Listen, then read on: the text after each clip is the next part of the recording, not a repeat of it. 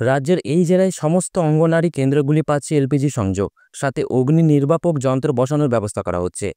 কাঠের চুলার ধোঁয়া থেকে মহিলাদের রক্ষা, তাদের ও পড়ুয়াদের স্বাস্থ্যের প্রতি নজরসহ পরিবেশ দূষণ রুখতেও এই উদ্যোগ নেওয়া হয়েছে। তাই রাজ্য জুড়ে সমস্ত অঙ্গনারী কেন্দ্রগুলিতেই গ্যাসের সংযোগ দেওয়া হচ্ছে। তার ব্যয় বহন করবে রাজ্য সরকার। কয়েক মাস আগে এ কথা ঘোষণা করেছিলেন শিশু ও নারী কল্যাণ মন্ত্রী শশী পাজা।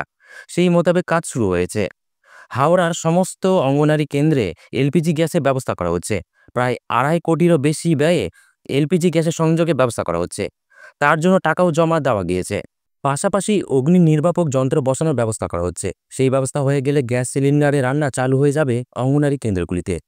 জানা গিয়েছে হাওড়ায় মোট 4,506টি অঙ্গনারী কেন্দ্র রয়েছে। এর মধ্যে নিজস্ব বাড়ি রয়েছে প্রায় 2,000 এবং বাকি 2,500 অঙ্গনারী কেন্দ্র চলছে কোথাও ভাড়া বাড়িতে বা কোথাও স্থানীয় ক্লাবে। সমস্ত অঙ্গনারী কেন্দ্রে গ্যাস সিলিন্ডারে রান্নার ব্যবস্থা করা হচ্ছে। তবে যেসব অঙ্গনারী কেন্দ্রগুলিতে নিজস্ব বাড়ি নেই, সেগুলিতে কিভাবে গ্যাস সুরক্ষিতভাবে রাখা যায় তারও ব্যবস্থাপনার পরিকল্পনা করা হচ্ছে। তারপরেই ওই সব অঙ্গনারী কেন্দ্রগুলিতে গ্যাস দেওয়া হবে। প্রতিটা অঙ্গনারী পিছু প্রায় 6,000 টাকা খরচ করা হচ্ছে এবং 2টি সিলিন্ডারের সংযোগ করা হচ্ছে। ডিপোজিট মানি হিসেবে 4,000 টাকার বেশি থাকছে। পাশাপাশি অগ্নি নির্বাপনের জন্য 3টি করে সিলিন্ডার দেওয়া হবে। অঙ্গনারী কেন্দ্রে কর্মীদের দেওয়া হবে প্রশিক্ষণও। সিলিন্ডারগুলি রিফিল করার জন্য কী ব্যবস্থা থাকছে?